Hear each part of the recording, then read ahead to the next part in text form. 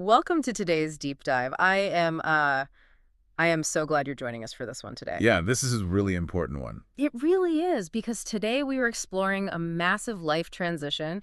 It's something that, almost every longtime homeowner faces eventually. Inevitably, really. Right. And yet almost everyone approaches it with the exact wrong mindset. All completely backward. So I want you to imagine something for a moment. You've spent 30, maybe 40 years in the exact same house. Wow. Yeah, that's a lifetime. It is. You've raised a family there. You know every single creak in the floorboards. You have hosted decades of holidays, graduations, and just quiet Sunday mornings. It's your anchor. But now you're over 50, the kids are long gone, and the house is it's just too much. Too much space. Exactly. Too much space to heat, too much maintenance to keep up with, and quite frankly, way too much stuff to manage. Oh, the stuff. So what do you do? Well, today we are looking at a very specific guide. We're going to be referring to it today simply as the Blueprint, or the Rightsizing Blueprint. Right. And it was created by Sean Hartley and Remax Team Gemini. It is a genuinely fascinating document, I have to say, because it completely reframes how we think about this specific stage of life. It really does. Now, the blueprint zeroes in specifically on the Halton region. So we're talking about Oakville, Burlington, and Milton. Beautiful areas. Beautiful.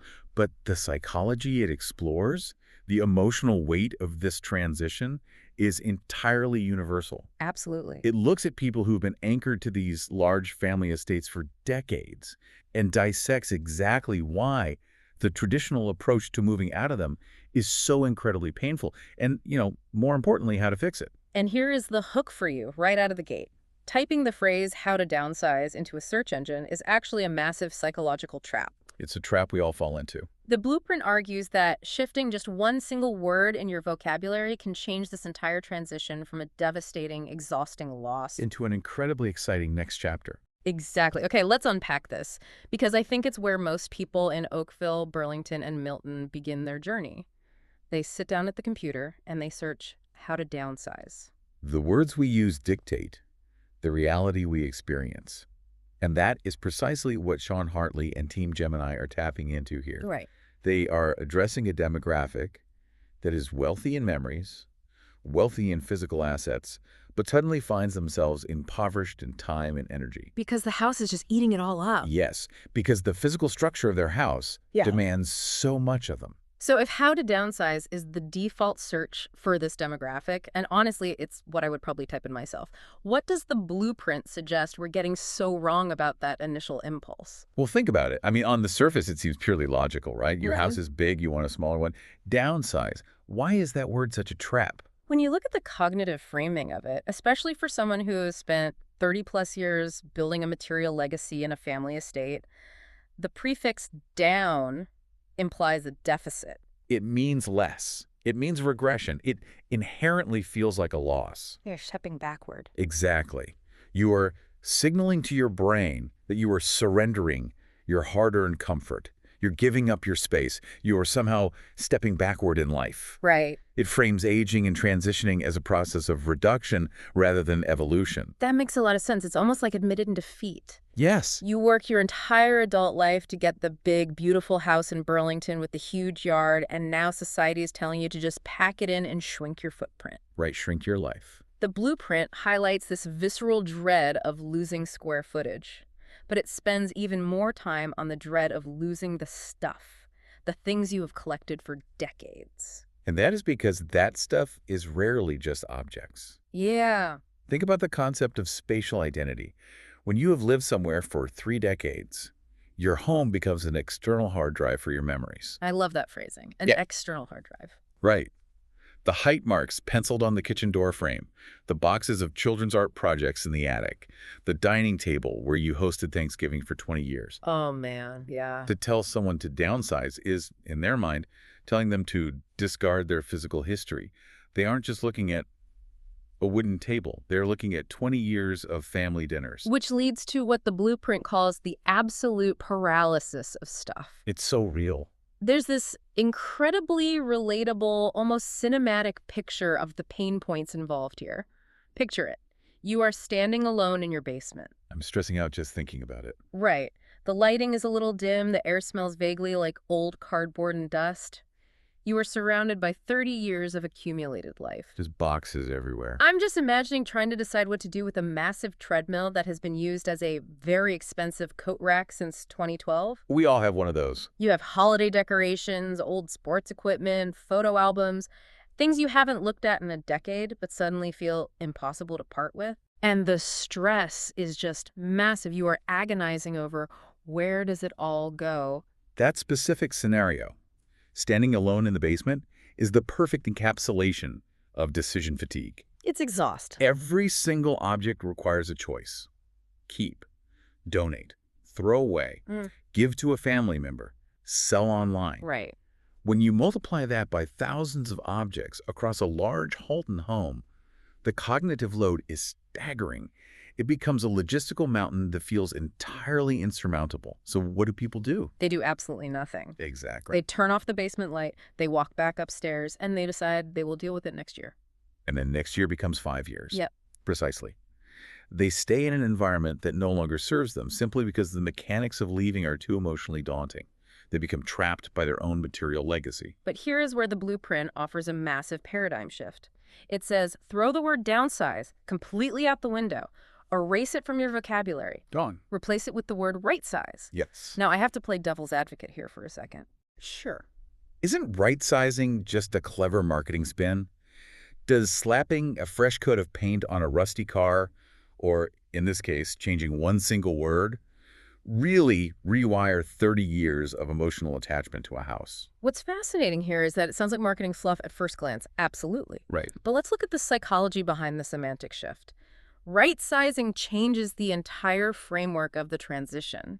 It is a profound philosophical difference. Okay, how so? It is not about forcing yourself into a small space. It is about the environmental curation of your life to fit into the right space. Environmental curation. I really like that phrase. It's powerful. It feels incredibly empowering. It is like you are a museum director deciding what pieces make it into the master exhibition of your next chapter, rather than feeling like a victim being forced to throw your life into a dumpster. That is a brilliant analogy. A museum director doesn't put every single sketch the artist ever made on the wall. They curate the best pieces to tell a compelling story. The blueprint emphasizes that you are keeping the lifestyle you already love. You aren't giving up your identity. You are simply dropping the heavy maintenance and the logistical hurdles that currently hold you back from enjoying that identity. Right, because when you were 35 with 3 kids running around, the right size was 4 bedrooms, a massive yard that needed constant mowing, and a finished basement for the teenagers. Which is great for that stage of life. But now, at 65 or 70, the right size might be a beautiful, modern space where you never have to shovel snow or clean unused guest rooms. Right. But you still have the perfect, open-concept, entertaining area for when friends come over. It is about optimizing for freedom. Optimizing for freedom. That is the core tenet of the Rightsizing Blueprint. Think about the emotional relief of shifting your internal narrative from I am giving things up to I am optimizing my life for freedom. It's a total 180. It is, and the blueprint is very blunt about this dynamic. It states that homeowners in this demographic do not need a downsizer. They need a right-sizing partner. And that distinction is vital. Society often pushes the narrative of moving as a solo burden, something you just have to grit your teeth, rent a truck, and endure. Exactly. Suffer through it. But demanding a right-sizing partner means you recognize the value of your own time and emotional well-being. You're enlisting a strategic ally rather than just hiring someone to stick a sign in your yard. Which brings up an interesting angle.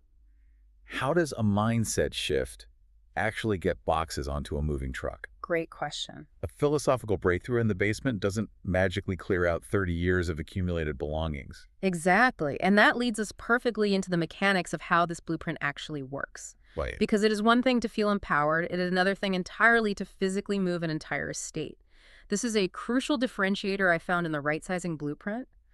The process does not stop at the mindset. Not at all. The true value, and the reason Sean Hartley and Remax Team Gemini created this, is that the blueprint handles the heavy lifting. Literally, they handle the stuff, capital S. The logistical execution is where the philosophy meets reality. The blueprint breaks this massive transition down into 3 core pillars. Let's get into them. Let's examine the first pillar, which is the logistics. Team Gemini manages the buy, the move, and the sale of your home. They coordinate the entire physical reality of the transition. And we have to highlight something massive here that the blueprint makes very clear. All of these logistical costs are included in the listing fee. Which is incredible. Think about what a game changer that is. I am flashing back to that nightmare we just talked about, standing alone in the basement, completely paralyzed by decision fatigue. The treadmill. Yes, the treadmill. The blueprint essentially says you don't have to be alone in the basement. They bring in the move managers, they bring in the sorters, they handle coordinating with charities, and you don't have to open your wallet to pay 5 different companies to do it. The psychological relief of that unified system cannot be overstated. By delegating the physical sorting and moving to professionals, whose costs are already baked into the process, you remove the friction that causes that decision paralysis in the first place. Because someone else is doing the heavy lifting. Exactly. Think about how society often burdens older adults with the sheer mechanics of consumerism. You acquire things for decades, and then you are entirely on your own to figure out how to dispose of them responsibly. Which is so unfair. It is. By utilizing a professional logistical network, you are no longer the lone warehouse manager of your family's history. You have a team executing the physical reality of the move, which frees up your cognitive bandwidth to focus entirely on the future. It's like having a project manager for your life. You get to point at things and say, this dining set goes to my daughter, these winter coats go to charity, this favorite reading chair comes with me, and someone else actually makes it happen. You aren't taping up boxes at midnight. It is incredible. And that mental freedom allows you to focus on the second pillar of the blueprint, which is the strategy. Very important. Because they aren't just pushing you out the door of your old house. The focus is deeply strategic about finding the exact right home for your next chapter. And strategy requires hyperlocal curation. The blueprint emphasizes their deep neighborhood knowledge of the Halton region. Oakville, Burlington, Milton, these are distinct communities with very different offerings. Definitely. Team Gemini applies this specifically to those areas, but the lesson for anyone listening, whether you are in Toronto, Texas, or London, is that true strategy requires matching your new environment to your current reality. It's not just looking at a generic real estate listing. Right. It's about knowing exactly which pocket of Burlington offers the walkable lifestyle you want, where you can stroll to a cafe in the morning. Or knowing which specific type of property in Oakville gives you the high-end luxury finishes you are used to, but with zero exterior maintenance. You aren't just buying a smaller box, you're buying a specific lifestyle. That hyperlocal knowledge relieves a massive amount of anxiety. Moving to a new neighborhood after 30 years is intimidating. Terrifying, really. A strategic right-sizing partner acts as a guide, translating your desired lifestyle into a specific street, a specific building, or a specific community. They ensure that the environment you are moving into perfectly aligns with that curated vision of your future. Which brings us to the third pillar, and I have to admit, this might be my absolute favorite part of the entire right-sizing blueprint, the stress removal. Oh, absolutely. Specifically what Team Gemini calls the happy closing day guarantee. This is where we see the profound emotional impact of the entire system culminating.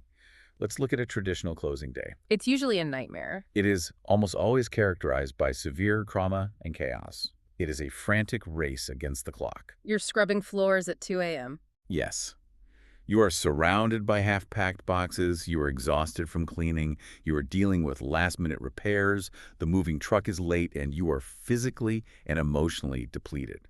The happy closing day guarantee entirely flips that script. So what does this guarantee actually mean for the homeowner on the ground? It means you actually get to enjoy the day. Which is unheard of. Truly.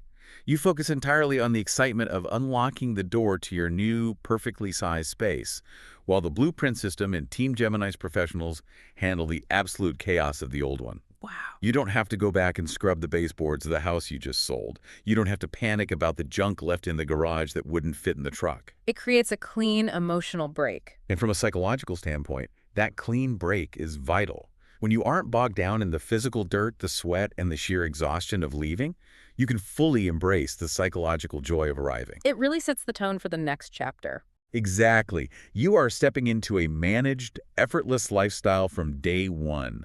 You aren't spending your first week in the new home recovering from the trauma of the move. You are spending it exploring your new neighborhood and enjoying your curated space. It is brilliant. It really is. It takes what is traditionally one of the most stressful days of a person's life and turns it into a celebration. That's the goal. So let's bring all of this home. Why does this matter to you? Whether you are over 50 and staring at a house in Oakville or Milton that just feels way too big and overwhelming, or maybe you are listening to this because you are helping an aging parent navigate this exact transition in Burlington. It applies to so many people. It really does. The Rightsizing Blueprint proves that moving after 3 decades does not have to mean mourning the past. It Mhm. does not have to be a desperate retreat or an admission of defeat. Not at all. It can be a highly managed, effortless step into a beautifully tailored future. You get to keep the lifestyle you love, but drop the burden that is holding you back. And I think the critical takeaway here is that you have to maintain your agency when society hands you a default narrative. Yes. Society tells you to just downsize and get rid of things. It frames aging as a mandatory process of shrinking your life. But by rejecting that vocabulary, by refusing to be trapped in your basement, by decision fatigue, and by demanding a right-sizing partner instead, you reclaim control. Right. You recognize that your physical environment should serve you, not the other way around. That is incredibly well said. Your home should work for you. You shouldn't be working for your home. Exactly. Thank you so much for joining us on this deep dive. I hope this gave you a completely new perspective on what is possible when you reframe your environment and demand a better process. It's been a great conversation. It has. But before we go, I want to leave you with one final thought to mull over. The blueprint focuses incredibly well on curating your physical space to match your future. But it makes you wonder, once you strip away the stuff and the heavy maintenance you've managed for 30 years, once you are no longer defined by the house you take care of, how much does this new optimized space actually change who you are as a person in this next chapter?